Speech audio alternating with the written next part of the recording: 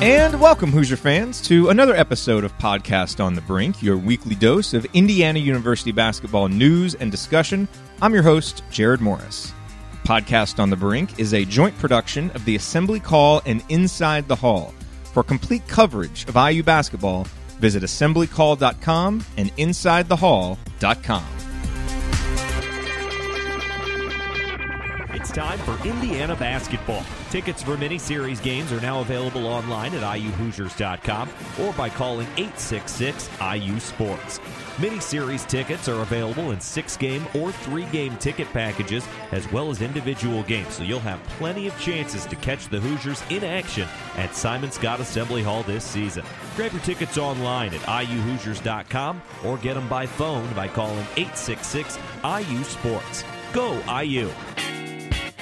On this week's edition of Podcast on the Brink, we are joined by another of our favorite recurring guests that's been a theme the last few weeks. John Gasaway, who covers college basketball for ESPN.com, is our guest. You can follow him on Twitter at John Gasaway, and you certainly should because he is one of the most insightful and knowledgeable college basketball voices out there. And we ask him a number of questions about Indiana and the Big Ten at large, and you will find his answers interesting and illuminating. And before that, Alex and I hop on for about 10 minutes and talk about Hoosier hysteria, the impact on recruiting, and I get Alex's quick reaction to the scrimmage. So all of that coming up here on this week's edition of Podcast on the Brink.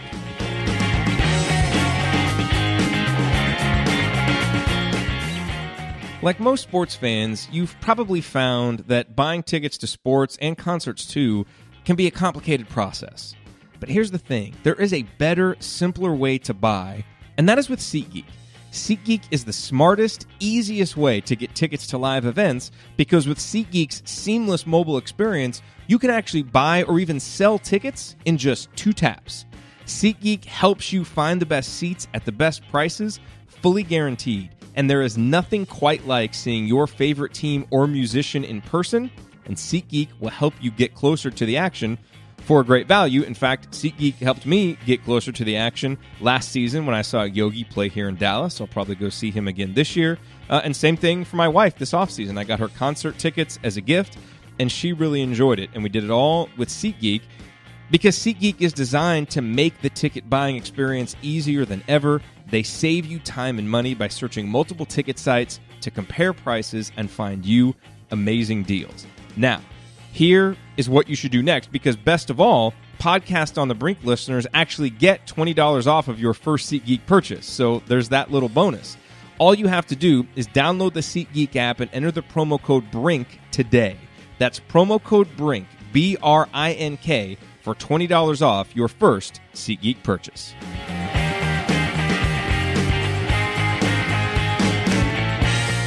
All right, well, before we bring in our guest this week, John Gasaway, I want to take a couple minutes, Alex, and just talk with you, because obviously you and I haven't had a chance to talk yet about Hoosier hysteria. Now, you know, listeners of this podcast have probably been to insidethehall.com and read all of your work. And by the way, great job just on the Hoosier hysteria coverage, especially in the immediate aftermath on Sunday and Monday, getting so much really, really great content out. But what is your general impression now? You know, a few days removed from it, it certainly seems like it was a big win for Indiana in terms of recruiting and the impact that it had on the guys there. What are your impressions of Hoosier hysteria? And, you know, was it as big of a win from a recruiting standpoint as it seemed to be? Yeah, every year, obviously, it's an event that's hyped up and people are excited about it, and there's buzz leading into the evening. But some years in recent memory, it's kind of died down pretty fast afterwards. This year's been a little different because I think there's a lot of interest not only in the guys who are already committed that were at Hoosier hysteria, but you've got these 2 recruits. Darius Garland and Romeo Langford, who by all accounts had a really good time over the weekend in Bloomington, and they are, the 2 guys remaining in the 2018 class that Indiana fans are really excited to potentially add. So it's obviously the recruiting aspect of it is overshadowed the basketball aspect in a lot of ways this year, and that hasn't always been the case in the past couple of years because, last year I remember Hoosier Hysteria. I kind of looked back at some of my notes that really the only notable visitor that they had on campus was Billy Preston. A lot of people didn't even think that Indiana had a really good chance to get him. He ended up going to Kansas, whereas this year there's just kind of a different excitement level from fans having Romeo in the building, having Darius in the building, having the committed guys, having the 2019 kids, the way they brought them out. I just thought it was really a genius move how Indiana paraded those guys out on the court. Obviously, you cannot introduce them formally to the crowd, but you can walk them across the court, and you didn't have to say most of their names for people to recognize. Indiana fans are as engaged with recruiting as any fan base in the country, and when they see the face of Romeo Langford or Darius Garland or Robert Fennessy, the list goes on. They know those guys, and they really showed their support. So, I'm used to, I guess, the last couple of years when we have these wrap-up talks, you asking me like more about, what did you think of the scrimmage or what did you think of this guy? And this year I feel like it's all really recruiting. So I guess it's kind of a sign that times are changing with the program. Yeah, well, and if anyone wants to listen to IU fans spend way too much time analyzing the scrimmage, go listen to the Assembly Call because we did a post-scrimmage show. Yeah, and look, there was some, I think some interesting observations to make from the scrimmage, but I really, really caution anybody about making any big proclamations or judgments after just a 24-minute scrimmage where two really important seniors didn't play. And maybe we'll get to that in a second. But one other thing that I wanted to ask you about with the recruiting, the one thing that I kind of worried about in the run-up to Hoosier Hysteria is you had all this hype about Romeo and Darius, and with good reason. They're outstanding players. They would fit in so well. I mean, they're 5-star recruits who could really change the complexion of what the expectations for this team will be next year.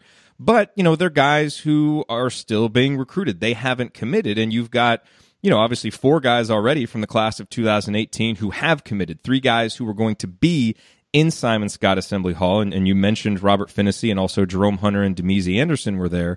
And, to me, I kind of wondered how those guys might feel, seeing and hearing all the attention, on Romeo and Darius when they're committed, like they're going to be a part of Indiana basketball. And so it was great to see, them walk out, get the ovations they got, and then especially to see the comments from them, and the people close to them that you quoted in your stories on Inside the Hall. It really seemed like those 3 guys in particular felt the love, had a great time, and really just felt even better about their decisions and about their futures in coming to Indiana after that event. Yeah, it's definitely a thing you worry about. I'm sure if you're the coaching staff going into the event, how are these guys going to feel? But I think it speaks to how committed they are to Indiana for them to kind of be able to put their egos aside and realize, hey, it's important for us. We've got 4 guys committed in this class, but for us, if we want to be a good team next year, we've probably already got the pieces. If we want to be great, I know Demezi Anderson and Jerome Hunter and Robert Fennessy have played against, are seen Romeo Langford play. Some of them have probably seen or played against Darius Garland. They know from being out on the circuit. They know from just, being around grassroots basketball at the level that they are, that these guys are really good players. And so really good players, for the most part, want to play with other really good players. And I just think it speaks to them to kind of putting their egos aside and saying, hey, there will be time for us to be appreciated. It's not like we weren't appreciated, but this is what happens at the highest level of recruiting. It's always, fans are always excited about the next big thing. If Romeo and Darius commit to Indiana, there will be excitement for a long time. Obviously, a lot of looking ahead to next season. But next year at this time, we'll be talking about Trace Jackson Davis and Keon Brooks. It's just kind of the nature of recruiting in general. It's fans are always excited for the next thing. And so, those guys will get a chance to take their official visits here coming up later in the fall. I know that from talking to Robert and Demezi personally, and Andreas James, who's the AAU director for Ohio Nova, that he's really close to Jerome Hunter. he really was almost as glowing as anybody in his comments about how Jerome wasn't expecting that, and he wasn't even one of the first guys to walk out on the court. So overall, I just think Indiana did a really good job of kind of balancing everything, the way they presented themselves for the night. The one complaint I've had in recent years about Hoosier hysteria is it just seems to drag on for too long. And the other night I felt like was kind of like the perfect time, a couple hours.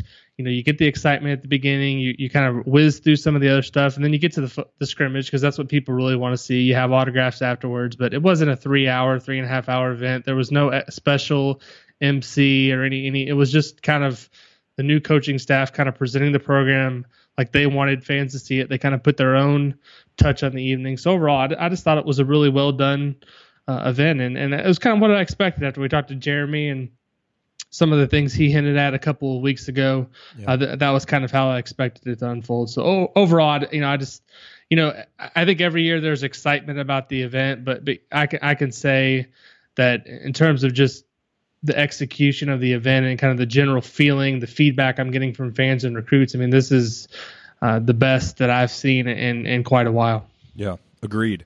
Last question for you on Hoosier hysteria regarding the scrimmage. What, if anything, stood out to you from just watching the team or any individuals during those 24 minutes of play?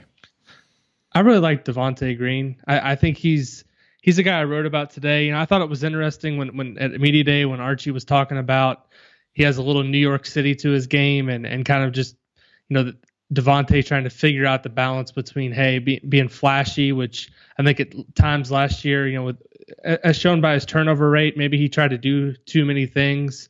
He was a freshman, a little bit, still learning the ropes, but I thought he looked just phenomenal the other night. I don't know that he's going to be a starter, but I came away really impressed with just his aggressiveness, his assertiveness, and just kind of how he carried himself on the court. He really was out there making plays and being kind of a guy that you can look at to maybe lead the second unit off the bench, maybe be a guy that can come in off the bench and get you 9 or 11 points in a hurry. So he was kind of the guy that really stood out to me. And Curtis Jones, he had a couple of nice shots from the perimeter. I think we know what to expect for the most part from Robert Johnson and Josh Newkirk.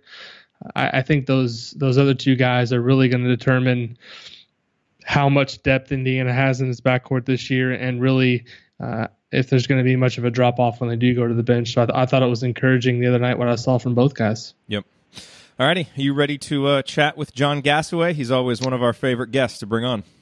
Absolutely, always excited to chat with John. All right, let's do it. Coming up next, our chat with John Gasaway here on Podcast on the Brink. Hey, Birdie. All right, and we are joined now on Podcast on the Brink by one of our favorite guests, John Gasaway, who analyzes college basketball for ESPN.com. John, welcome back to the show. Thank you for having me. Great time of year. It is always a pleasure to talk hoops with you. And, obviously, John, it has been a rough offseason for college basketball off the court with scandal talk dominating a lot of the discussion.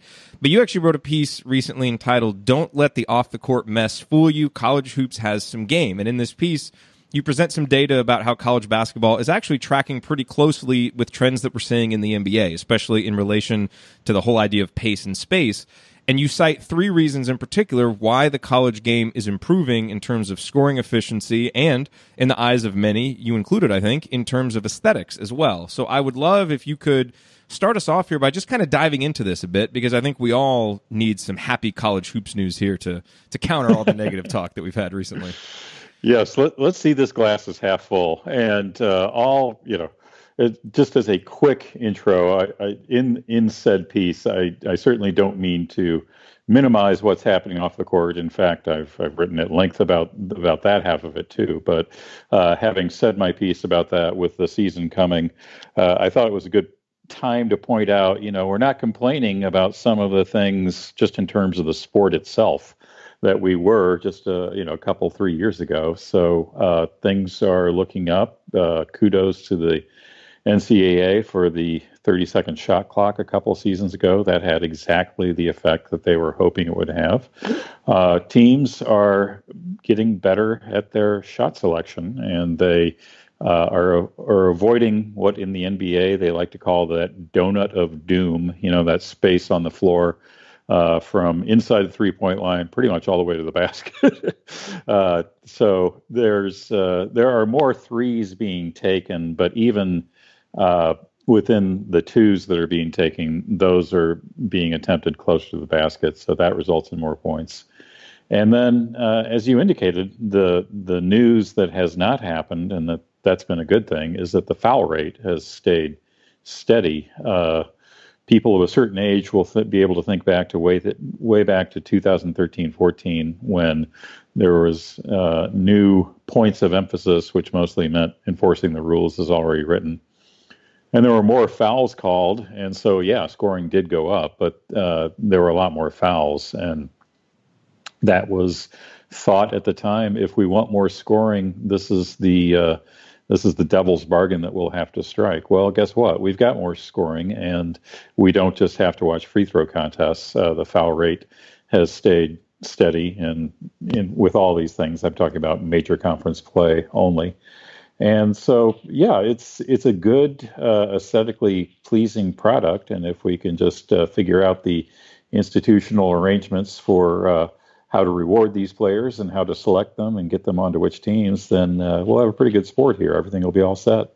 And you had a number in there that I thought illustrated this really well, and forgive me because I might botch this, but I think it was basically if a team took 100 three-pointers compared to a team that took 100 two-pointers, the team that took 100 threes would be expected to score 8 more points on those 100 shots. Is that correct? Yeah, based on the percentages that major conference teams shot against each other last season. Yes, that's correct. Yeah, which, pretty much shows you, that's why, you're seeing, teams starting to shoot more threes and scoring is going up. And, I think that's a trend everybody's seeing. And certainly we've seen it with our program in particular over the last several years too. And it'll be interesting to see what kind of trends Archie Miller brings to that. Oh, before we talk about IU, though, one other question that I wanted to ask you about a recent piece that you wrote is another big storyline from the offseason, which is, in Big Ten circles, people have been talking about, this move of the Big Ten tournament up 1 week and the impact that might have on the conference's NCAA tournament teams. And you wrote this piece, Don't Fear the Layoff, where you attempted to analyze what the data shows about the impact of long layoffs. And you found that in contrast to some of the folk wisdom out there, it appears to actually provide a bit of an advantage. Can you explain a little bit more detail about what you discovered here? Yeah, I looked at the last 10 NCAA tournaments, and I looked at teams that had layoffs of 9 days or longer before they played their first round of 64 game. I didn't give extra credit to teams who lucked into the round of 68 and then won that game because I just don't like comparing those apples to other oranges. If you get an extra opportunity to record a win, great. That means you made it to the round of 64. So teams that had layoffs of 9 days or longer, which is pretty long, it's really rare to see a major conference team lose early enough in their tournament that they get a 9-day layoff, although Syracuse did do it in 2016. And then, as you say, those teams did better than you would expect them to do based on their seeding alone. Now, I tried to couch it fully in the write-up, and obviously, if I look at the last 10 NCAA tournaments and you think of perennially good teams that play their conference tournaments early, obviously, the last 10 years have been kind of a golden age for teams like Gonzaga, which always has a long layoff, Wichita State, which always has a long layoff, and, not so much in the last couple years, but before they joined the Big East, Butler always had a long layoff, and they've won a few NCAA tournament games in the last 10 years. So I'm not saying that, these teams were great because they had long layoffs, but I was trying to speak to the opposite hypothesis, which is, if you have a long layoff, you're doomed. We definitely don't find that. None of this will matter if the Big Ten just absolutely lays an egg in the 2018 NCAA tournament. Everybody will say immediately it was because of the layoff. And, the more that you talk about the layoff, maybe it is because of that. Maybe it becomes a self-fulfilling prophecy. But over the last 10 years, we haven't seen that. And then since I wrote that, I actually went back all the way in the Ken Pom era and added 6 more years to it. And it's got a very slight, positive effect over what would be expected based on seeding alone. So far we are not finding that a layoff will screw you up when you go into the NCAA tournament. Hey, I'm going to jump in here real quick, and then we'll get back to our chat with John Gasaway. But Alex and I are really excited to welcome a new sponsor to Podcast on the Brink this week. And it is an Indiana-based brand that I've actually been really fortunate to work with over at the Assembly Call for about the past year now, where they sponsor our Banner Moment segment. The company is Hoosier Proud, and they are an Indiana-based t-shirt and apparel company that is by Hoosiers for Hoosiers. And if you've already been to their website, HoosierProud.com, and certainly if you've ordered any of their products, then you know why they're so special and why their shirts are popping up all over the state of Indiana and beyond. But if you haven't been to HoosierProud.com, then let me give you 3 good reasons why you should check them out. Number 1, their designs. Hoosier Proud has officially licensed IU gear, as well as a bunch of really cool and interesting designs that are inspired by unique elements of the Hoosier State. You really need to go to the website and check them out. Number 2, their philanthropy. Hoosier Proud actually donates a portion of the revenue from their t-shirt sales to specific Indiana-based charities. And on their website, you can actually see what charities they support. And finally, the number 3 reason to visit HoosierProud.com is their generosity. Connor and the team over at Hoosier Proud obviously love their Hoosiers, and they love what we're doing here at Podcast on the Brink, which is why they now sponsor the show, and they are also excited to give our listeners 15% off. All you have to do is use the promo code BRINK, B-R-I-N-K, at checkout, and you will get 15% off your entire order. That's promo code BRINK, B-R-I-N-K. Check them out at HoosierProud.com. Now back to our conversation with John Gasaway. John, I know you were at Big Ten Media Day last week, and I even got to see you ask Brad Underwood a question on the big screen as I was watching from home. I'm curious your reaction overall just to the whole event, maybe what you learned from talking to different coaches. Anything specific stand out as a takeaway, themes around the league? Obviously, Michigan State is going into the season as the favorite in the league, but beyond that, it seems to be a lot of parity in the league. I'm just curious, maybe 1 or 2 things that you learned at Big Ten Media Day. Yeah, I did think that the coaches were less worried than I thought they would be about the move to, the tournament is in a different place and at a different time. And if listeners out there have seen the polling tweeted out by the NCAA research Twitter account, for instance, on the question of, well, what if, we let student athletes who have a certain grade point average and a really high one, what if we let them transfer immediately? And they surveyed coaches across all sports on that. And college basketball coaches were like the most negative on, like even slightly more negative than college football coaches. So it's a pretty conservative, small C conservative group. They don't like change. And right. I was a little pleasantly surprised at how okay they were with the Big Ten tournament being moved a week earlier and to a completely, different spot. Although I guess, it was in D.C., so I guess that toothpaste is already out of the tube. But still, going to the Garden is a pretty big change. I don't doubt that in some cases they were just saying the right things and mouthing the words. But in a few cases, most notably Mark Turgeon, who said, hey, it was a help for us when we were at Wichita State. You could tell they were really being sincere. So that surprised me a bit. And then I just like being in a room with all of I was at the Big East Media Day the day before, and I just like being able to go up to coaches and ask them whatever I want. And you caught me red-handed talking to Brad Underwood, but last year Underwood and John Beilein played a minor classic, in my book at least, round of 64 NCAA tournament game where both teams were just insane on offense, and they do it differently stylistically. So yeah, I sat down and just I don't pepper. I'm not Mike Wallace. I'm not necessarily peppering these guys with questions. I'm listening to what they say to other people too. Yeah. But sat literally at Brad Underwood's elbow and heard his philosophy on offensive rebounding, then walked a few steps and heard the exact same question, this time from me, pitched to John Beilein, and he goes about it completely differently. And these are two of the best offensive coaches in the country last year. And you can there's more than one way to skin an apple. So I enjoy talking to people who are good at what they do and learning about the sport. And, a media day can be long and a bit fatiguing, but it does provide that opportunity, and I do appreciate it.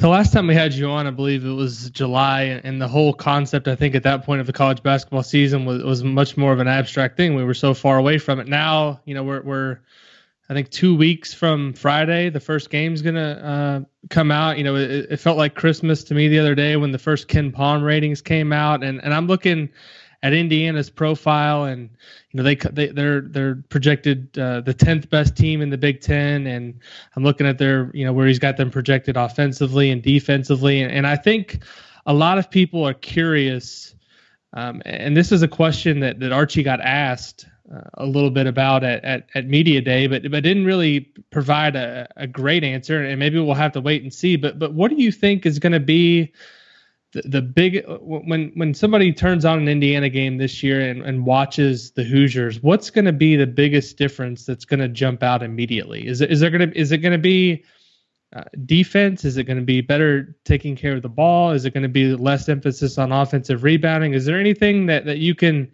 maybe look into your crystal ball and tell us that it's going to be different about Indiana? Yeah, I'll take columns B and C from what you just named there, if I may. And maybe Coach Miller will surprise me on column A, and he'll hit the ground running on defense. And to a lesser extent, my laptop, we are prepared to give him a year of grace on on defense. I'm sorry.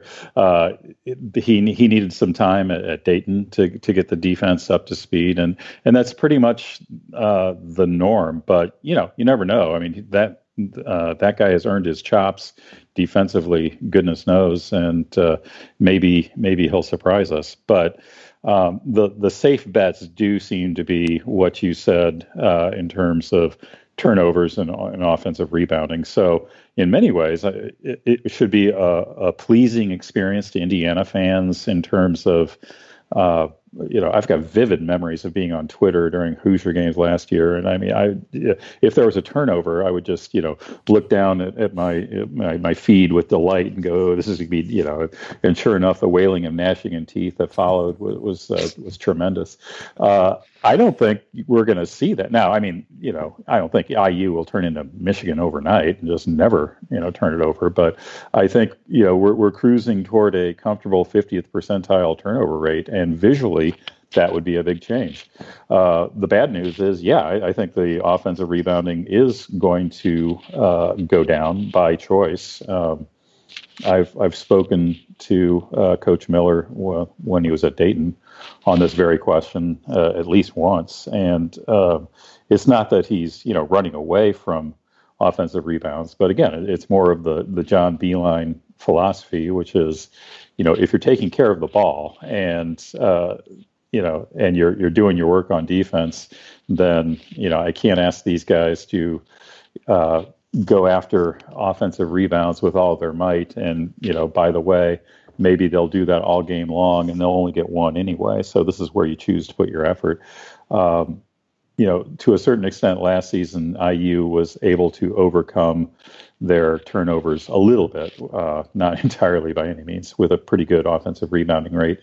And I think we'll see basically the same volume of shots, or even a bit higher, achieved in a completely different way through way fewer turnovers and fewer offensive boards as well. John, I saw someone ask you on Twitter if you'll be ranking every team from 1 to 351, and I don't know if you have done that or released that yet, but if you haven't done it yet, where do you anticipate Indiana falling on that list here as we begin Archie Miller's year of grace?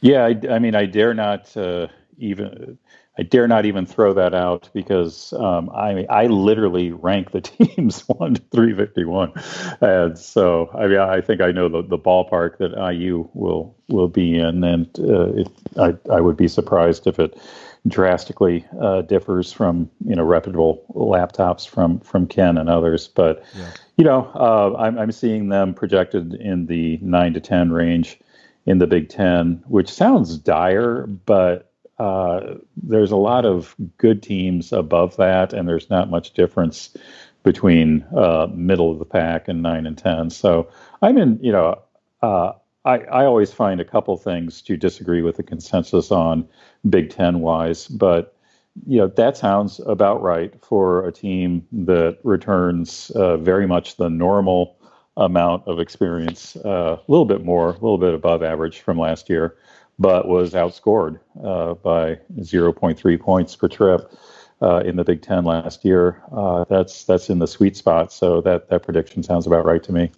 The preseason predictions this year are interesting because obviously, a lot of the laptops, as you said, a lot of the national pundits aren't very high on Indiana, and with good reason. This wasn't a good team last year, and it still put 3 guys in the NBA, and so you look at, what's left, and it's like, well, how good can they be?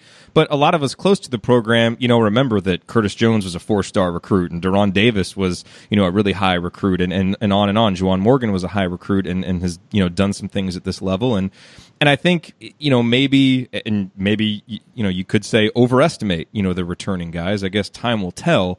But if Indiana is going to outperform, some of the low expectations, at least, again, fans think they're low, a couple guys are going to have to make big jumps over what they've done thus far at the college level.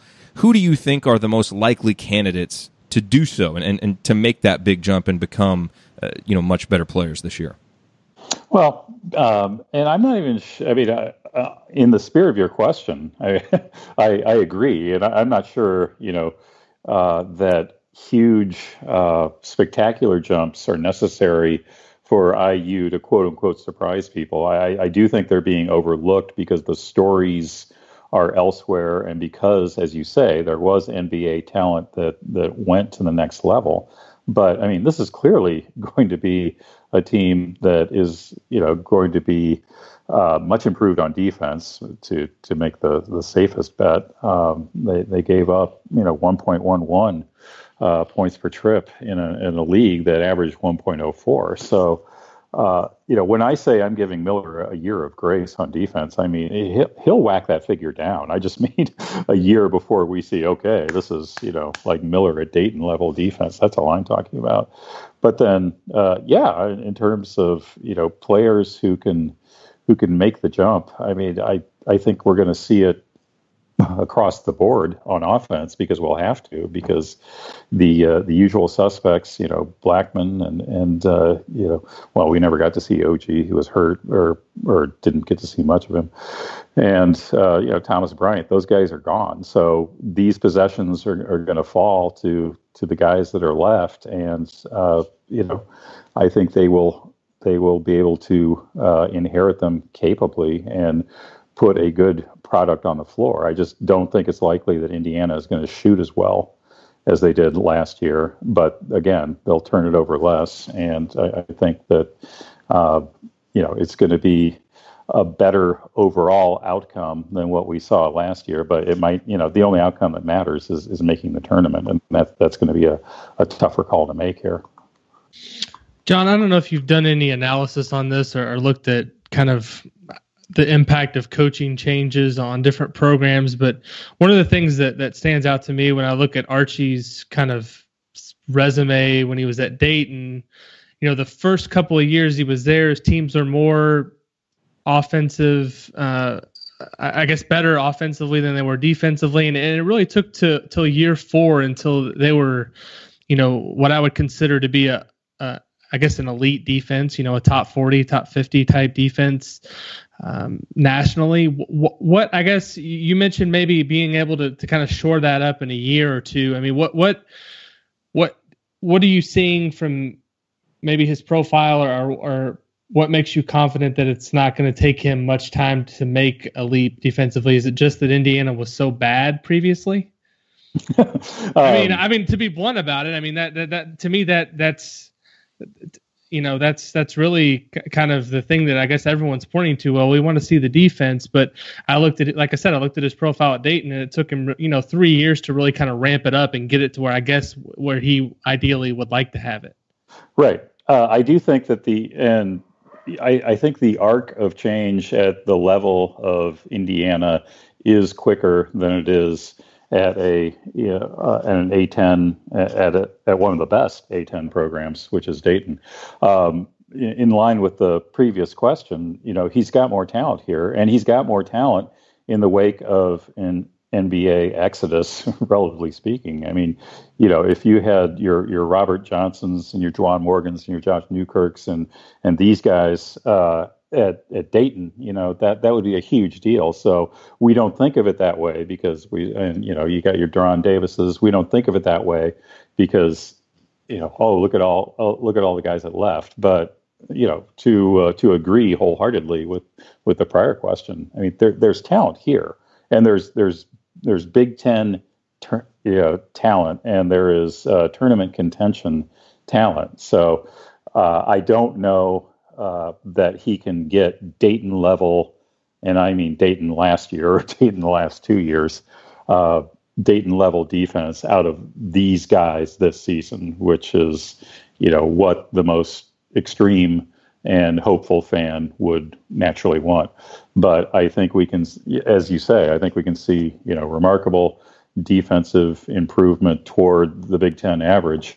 And I definitely think we're going to see fewer turnovers, and that's going to help this offense a lot. If you commit fewer turnovers, then you've got a lot more wriggle room in terms of getting fewer offensive rebounds because you just have fewer empty trips. So these are the changes that can be made with the talent that he does have, I think, in year one. John, we mentioned the Big Ten tournament moving up a week earlier, and that has obviously, caused some changes to the overall schedule with Big Ten games starting, as early as the first week in December this year. And obviously with the unbalanced schedule, teams, play different teams, and some teams only have to play Michigan State once and all of that. And you mentioned, a lot of teams there in the middle, a lot of good teams, kind of over Indiana in some of these projections. How important or how big of a factor do you think just the schedule will have in, how that shakes out from, say, 5th to 10th, where it feels like kind of the margin of difference between the teams is so small? Like from year to year, as you look at that, does the schedule, an unbalanced schedule in a league like the Big Ten, have a big difference on where some of those teams fall? Yes, in terms of, obviously it matters what your conference record is, and that's the deal we've agreed to make with these large conferences. There's no way everybody can play everybody in the at least not in the way the college basketball is set up. I've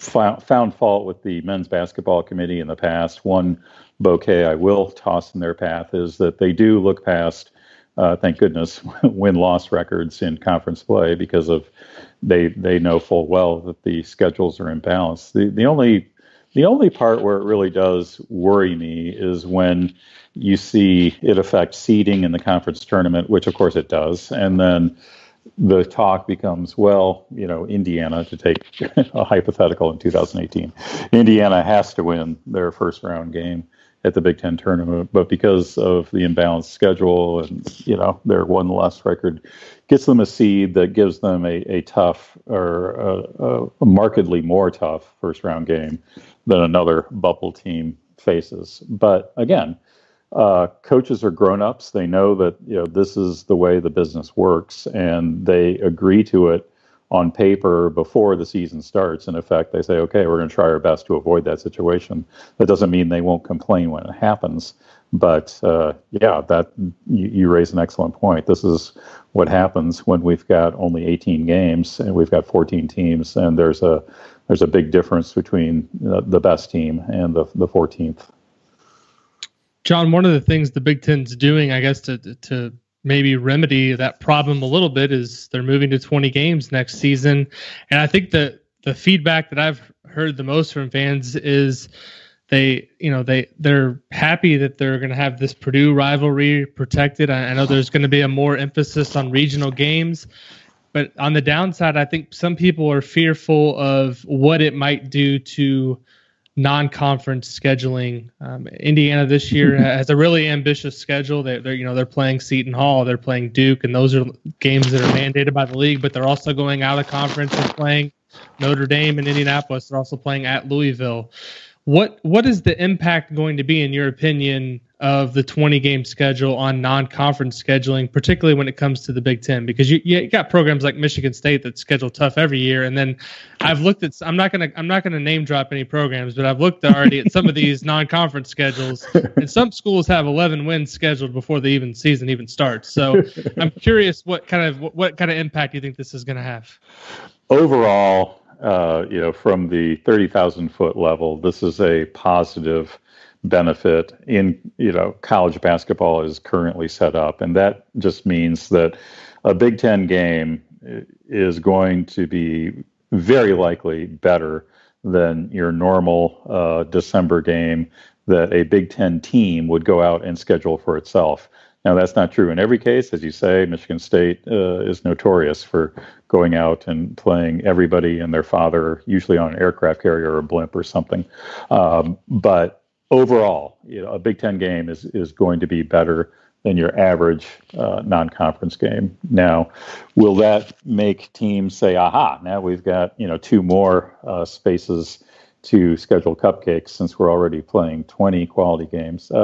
It well might, and my solution there is on the table. I do find the whole idea of, A, teams scheduling for themselves, and B, that having an impact on whether you might get to play for the national title. I just find it very strange, and every other sport, both domestically and abroad, would find it strange.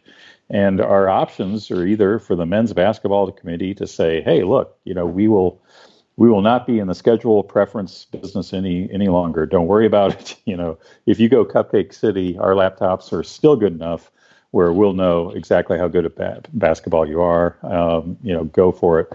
And if you go the Michigan State route, alternatively, we'll know how good you are too. So do your best, and you're just going to be judged solely on how good at basketball you are. That would be one option.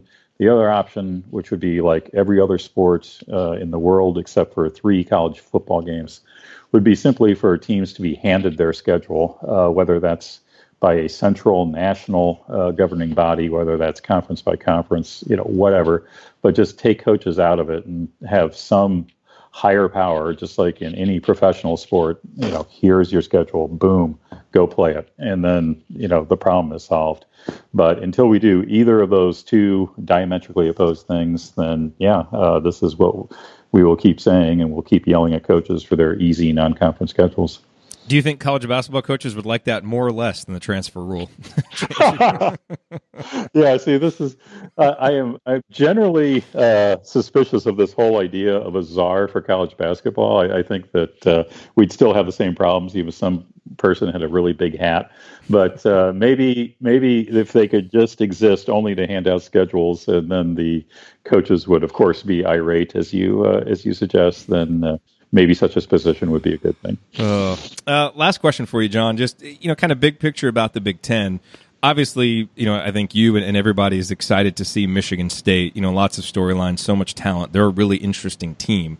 Outside of the Spartans, what other team are you the most interested to watch once the games start and the balls start bouncing? I just wrote a piece at ESPN about why Michigan State should be number 1. In fairness, I wrote 3 other pieces saying why other teams should be number 1. And just to play devil's advocate in answer to your question, I am excited to see Northwestern and Minnesota. And with the case of the Gophers, I know that they suffered an injury in the off season, and maybe losing, Curry is going to be a big deal. But just to phrase this, is the opposite to John Gasaway, why Michigan State should be number 1. Last year, Michigan State, Northwestern, and Minnesota were all exactly the same. They were exactly the same at Tuesday Trues, and then once the season was over and I pulled up Ken Palm or any other laptop for that matter, they were almost, sequence by sequence by sequence next to each other. And I thought, aha, see, Tuesday Trues works. This is replicable stuff. And they've all got highly similar levels of experience coming back. And yet my laptop, just like everybody else's, says, oh, no, Michigan State's going to be much better. And I mean, I can generate reasons why that's true. I think Nick Ward is going to play more minutes. That won't be hard to do. And they'll get more offensive rebounds.